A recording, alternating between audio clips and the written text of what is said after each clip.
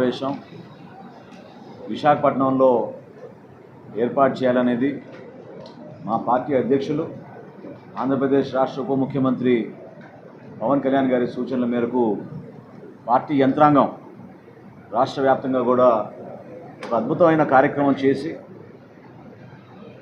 ఏ విధంగా జనసేన పార్టీ ఎప్పుడు కూడా సామాన్యుడి గళం వినిపించే ప్రయత్నం,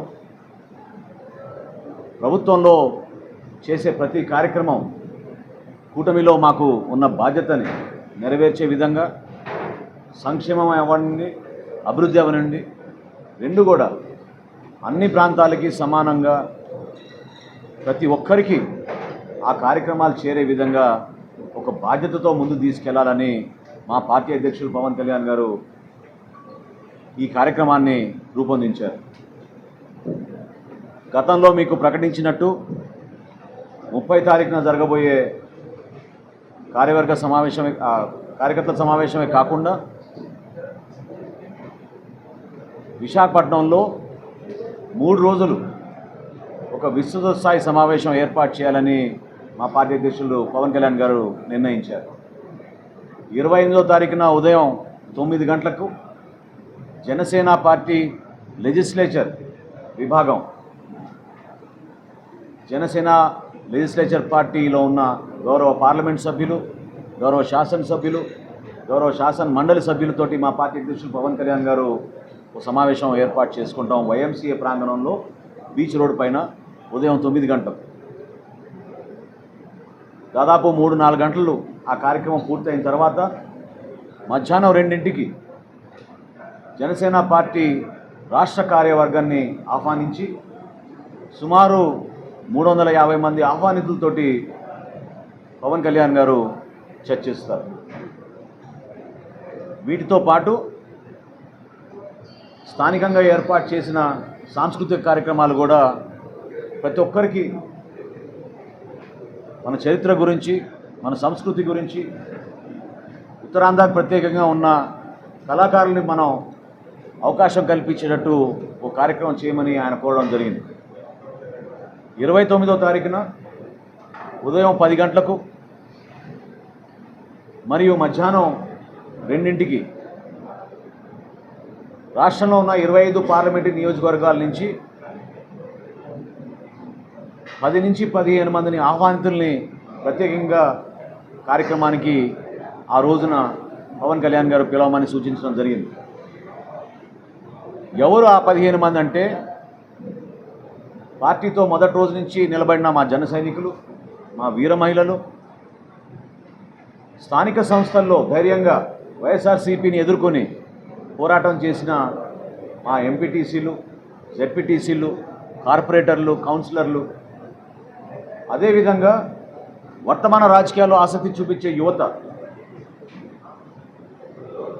ఈ రోజున వాళ్ళు ఉపాధి కోల్పోయినా లేదా చిన్న పరిశ్రమలు ఏర్పాటు చేయాలనే తపనతో ఉన్న వ్యక్తులు కానివ్వండి, కొత్త ఆలోచనలతోటి ముందుకొచ్చిన వ్యక్తుల్ని ప్రోత్సహించడానికి కోసం ఐటీ రంగంలో ఉండొచ్చు, చిన్న చిన్న వ్యాపారాలు ఉండొచ్చు, పర్యావరణం గురించి ప్రేమించే వ్యక్తులు కూడా ఉండొచ్చు. వీళ్ళందరితో కూడా ప్రత్యేకంగా గిరిజన ప్రాంతాల నుంచి ఉన్న మన సర్పంచులు, మహిళలు, వాళ్ళతో ఇంటరాక్ట్ సెషన్ 29వ తారీఖున రోజంతా కూడా మా పార్టీ అధ్యక్షులు పవన్ కళ్యాణ్ గారు కేటాయించడం జరిగింది. మున్సిపల్ అడ్మినిస్ట్రేషన్ ద్వారా కానివ్వండి, క్షేత్రస్థాయిలో రైతులకు మేము అందించిన సహాయం రాబోయే రోజుల్లో మరింత మెరుగుపరిచే విధంగా ఏ విధంగా తీసుకెళ్ళబోతున్నాం. అదేవిధంగా ఉపాధి కల్పనలో పర్యాటక శాఖ ఏ విధంగా దూసుకుంటూ ముందుకెళ్తుందో ఆ వివరాలు కూడా అందరికీ ఒక ఫోటో ఎగ్జిబిషన్ రూపంలో తీసుకురాబోతున్నాం.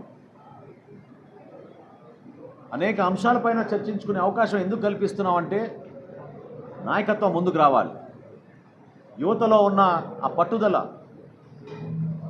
ఏదైతే వాళ్ళు పవన్ కళ్యాణ్ గారితో ఈ సుదీర్ఘమైన ప్రస్థానంలో ధైర్యంగా నిలబడ్డారో, ఏ ఆశయ సాధన కోసం వాళ్ళు 2014 నుంచి ఆయనతో నిలబడ్డారో మరొక్కసారి రీఎనర్జైజ్ చేసేటట్టు ప్రతి ఒక్కరిలో కూడా ఎమర్జింగ్ లీడర్గా ఒక మార్పు తీసుకురావడం కోసం ఒక ప్రయత్నం జనసేన పార్టీ నిరంతరంగా చేస్తూ వచ్చింది. 3 రోజుల పాటు విశాఖపట్నంలో రాష్ట్ర ఉప ముఖ్యమంత్రి మా పార్టీ అధ్యక్షులు పవన్ కళ్యాణ్ గారు అందుబాటులో ఉండి మా క్యాడర్ తోటి ఆయన ముఖాముఖి సమావేశాలు ఏర్పాటు చేసుకుని వాళ్ళ మనోభావాలు తెలుసుకునే విధంగా, వాళ్ళలో ఒక ధైర్యం నింపే విధంగా, రాబోయే రోజుల్లో కర్తవ్యంతో, ఒక బాధ్యతతోటి కూటమిలో మనం ఎట్లా కలిసి పనిచేయాలి, ఏ విధంగా మన కార్యాచరణ ముందుకు తీసుకెళ్ళాలి, దానిపైన ఈ ప్రోగ్రాం రూపొందించడం జరిగింది. దీనికి ఒక అద్భుతమైన టైటిల్ కూడా ఆయన డిసైడ్ చేసి చెప్పారు. సేనతోటి సేనాని.